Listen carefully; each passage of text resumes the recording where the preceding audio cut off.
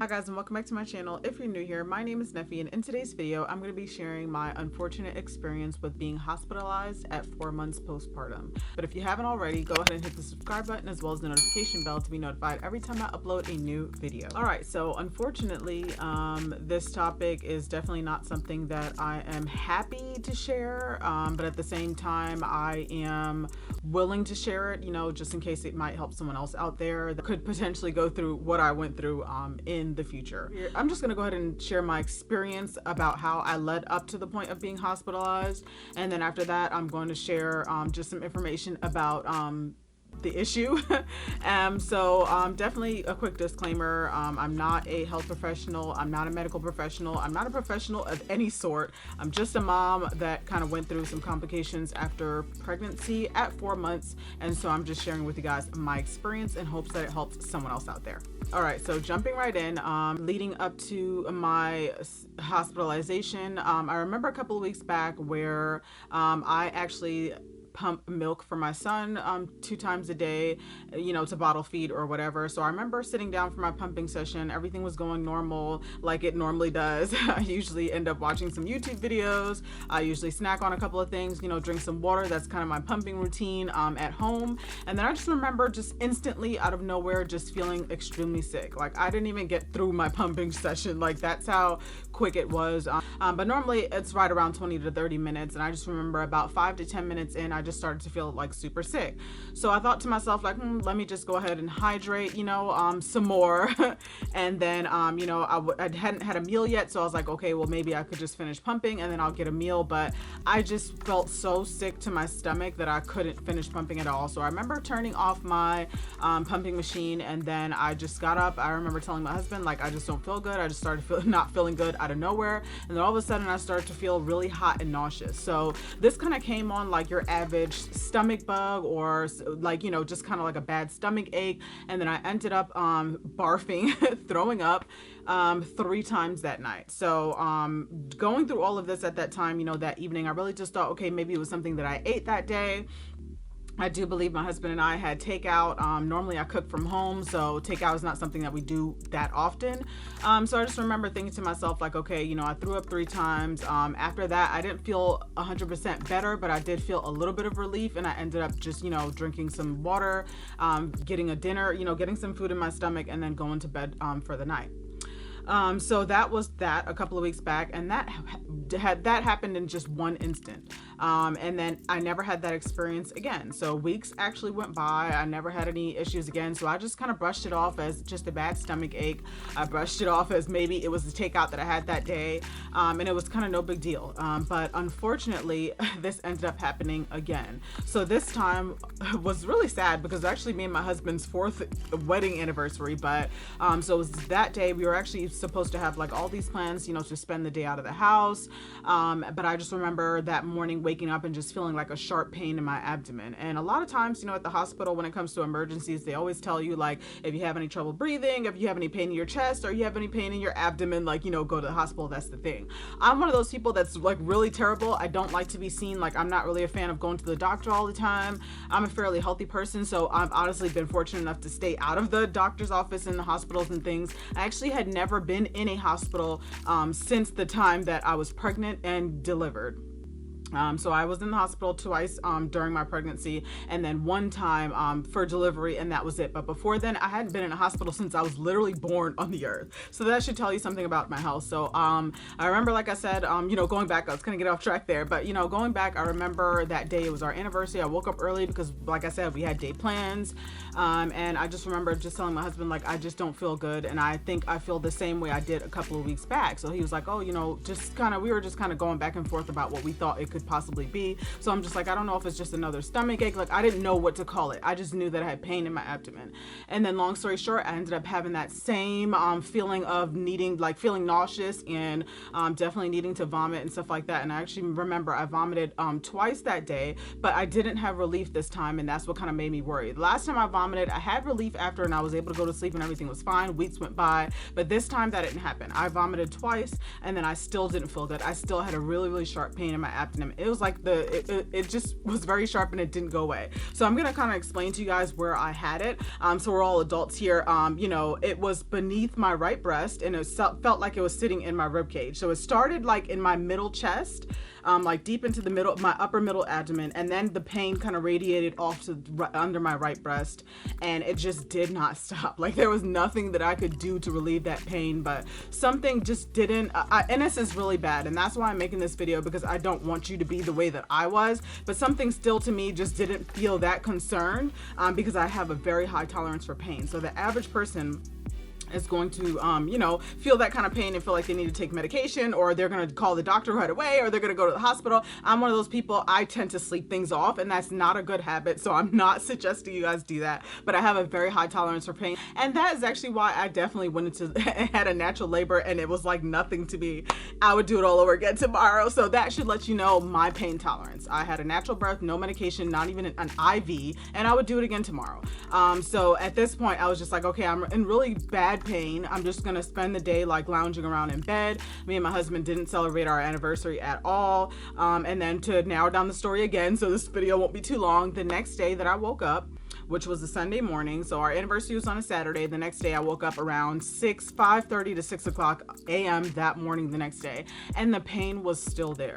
Nothing I did, there was nothing I could do. The pain just would not go away. And at this point I was like, okay, the fact that this is not the first time this happened weeks back, and then this time it's happening, but the pain is not giving me, the pain is not going away. I'm not barfing for relief, and then nothing else I do is helping. I'm just gonna go to the emergency room because I just don't feel right in my spirit. At this point I know something is not right.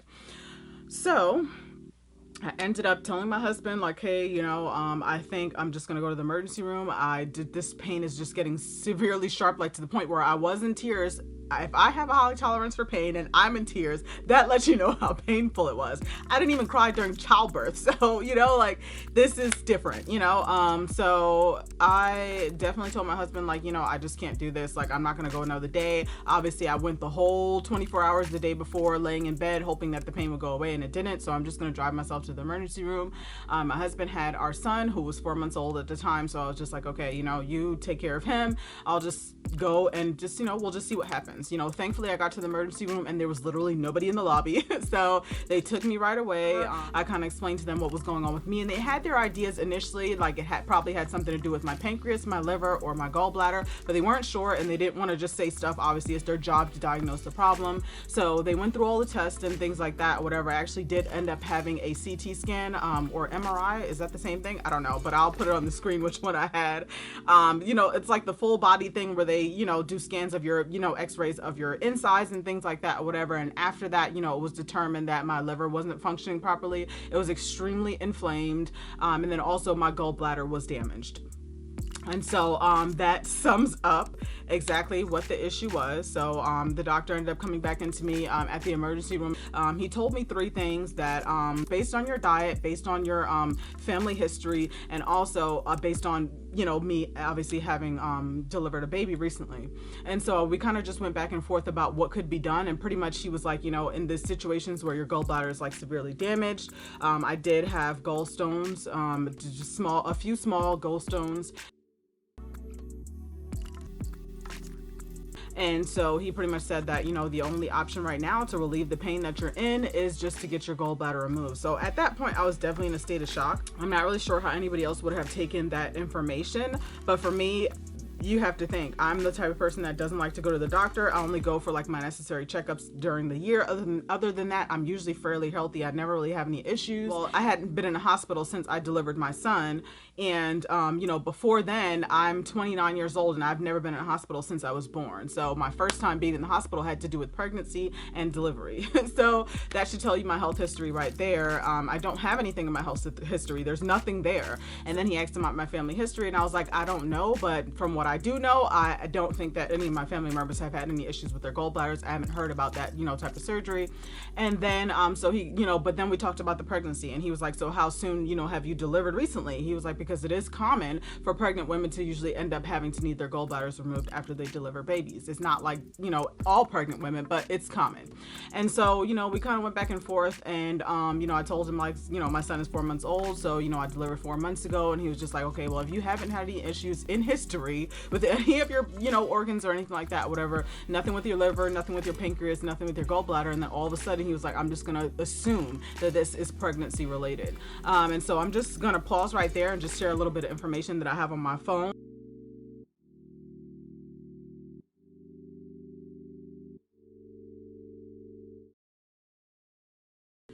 So, what ended up happening after that was he pretty much just gave me two options. He said you can wait to be put on the schedule for a cholecystectomy, and aka lap chole, and you can get the surgery done ASAP, either tonight or tomorrow, or he said you can go home and have the surgery a week later.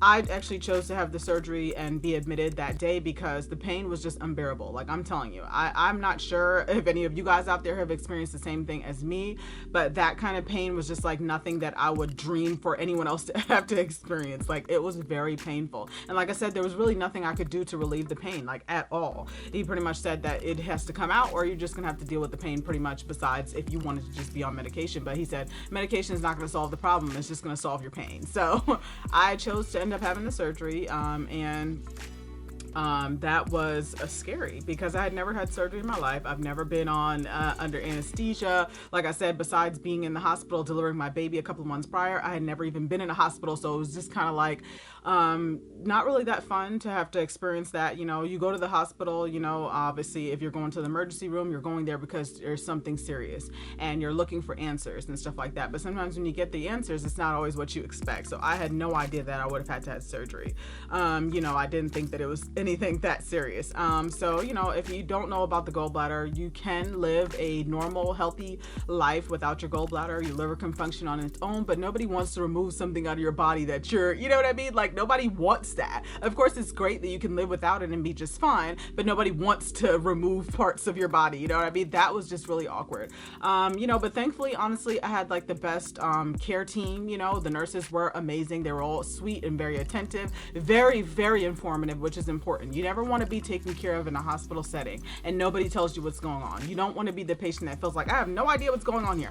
All of the nurses were giving me all of the information that I needed in order to feel comfortable enough to make a decision. And that's what you want. You want a team that's going to give you all the information that you need to make the best decision for you, because they can tell you what they think professionally, but it's up to you at the end of the day what you want to have done to your own body. And I chose to have the surgery. Nobody pressured me to have the surgery. Nobody even really necessarily asked me to have the surgery. It was just an option. If you want the pain to go away, here's what we can do. And of course they were giving me medication, but at the end of the day, medication wasn't solving the problem. That was just disguising the pain that I was having. So I chose to just, get my gallbladder removed. And it wasn't the worst situation in the world. It was just scary because unfortunately every day people have common surgeries that are simple and sometimes people don't come out of them. You never really know what's going to happen. You cannot predict a safe recovery. You cannot predict a safe surgery experience. You cannot predict not having complications, but thankfully I'm just on here just kind of like warning you guys that this channel is kind of like shifted a little bit since I've had my baby. So I've been sharing a lot of baby content, and so I just want to share with your moms out there, just definitely be going to those 6-week checkups, and if anything feels wrong with your body or off since pregnancy, definitely get some help and be seen, because you never want to be safe. You'd rather be safe than sorry. You never want to get to the point where you're just feeling so great after you deliver your baby that you think everything is just going to go back to normal on its own. Not everybody has that experience. There's a lot of situations where women have some serious and sometimes even fatal complications after their surgery. So I'm coming on here to share with you guys my story because I don't want you guys to do what I did. I had the situation after birth. It was a couple months down the road, so I was feeling good. I thought everything was, everything was in the past. Everything was in my rear view mirror. And then I ended up having a situation 4 months after delivering my son. So it's not just the week after you deliver or the 2 weeks after you deliver. Sometimes it's up to a year that your body is just doing all these things to try to get back to normal. And unfortunately, some of us just don't go back to normal. So this is a surgery that I don't feel like it was my fault. Some things happen, our bodies go through so much, just to deliver our tiny humans. And thankfully, thanks to God, you know, my son is actually doing so well. He's 4 months, and you know, he's just a dream, and he's such a great baby. He's so easy, so laid back. His health is in mint condition. And so I, as you guys are watching this video, have pretty much almost finished recovering from the surgery. I actually, you know, was sent home with medication that I didn't even have to stay on because I actually recovered so well. But I know that that's not going to be everybody's, you know, situation. So I just wanted to make this video, you know, just to kind of alarm you guys about, you know, the different changes that your body goes through postpartum. It's just not easy, you know. Unfortunately, some of our bodies just don't go back to normal. And so if you're one of those people out there that experience the same thing, you know, don't hesitate to share your experience in the comments below. And like I said, you know, I'm telling you guys, you better make sure you're going to your 6-week checkups. You know, don't brush that off, because you never know what could be going on that your OBs and your doctors and things like that, you know, can tell you about and can check you out for. And definitely, if anything feels off, you know, don't feel bad, don't feel crazy, you know, don't feel anything of that nature. Definitely be rather safe than sorry, and go get yourself checked out. If you have to go to the emergency room, don't feel bad about that either, because that's what I did, and I thank God that I did, because the pain that I was in, I would never want to experience that ever again. I'll take 10 more childbirths naturally before I experience that pain again. So that definitely should show you, to let you know what I experienced, you know. So thankfully, like I said, I am almost fully recovered. I had a laparoscopic surgery, which is why I called it lap chole, because it wasn't like they sliced me all the way open and took out my gallbladder. They did it laparoscopically. And so I have four small incisions, and that was definitely hard to maneuver around during the daytime with. After my surgery, I would say like the first week and a half was really, really tough, because I pretty much got sliced in 4 areas, and it was very small, but it's still painfully on the inside. But as the days went by, you know, weeks went by, I actually went for my follow-up, you know, appointment, you know, with the surgeon, and he pretty much said everything was looking well and that I could go back to pretty much my everyday life. I'm still taking precaution when it comes to lifting heavy things, and anytime I feel strained or winded, I definitely just drop things and just let them go, because, you know, at the end of the day, my health is more important than getting back to my daily life. You know, but it just was tough. And so, you know, I definitely hope that you guys don't have to experience that, but if you definitely are, I understand your pain. And like I said, don't forget to share with us in the comment section below what your complications were, you know, postpartum, or if you are pregnant, what your complications are now, because you never know what you're going through, how that can help somebody else. And that's why I wanted to share this video. So I hope I didn't talk you guys heads off too much. You know, if you haven't subscribed, go ahead and do that. I definitely have a new Instagram called Graceful Mamahood. I'll share that at the top of the screen somewhere. So definitely go follow me over there if you guys want to get more personal. I always respond to DMs, and I pretty much follow everybody back unless you're doing spammy things or whatever. Thanks you guys so much for watching. Thank you guys for all the support on my recent videos, and I will see you guys in the next one.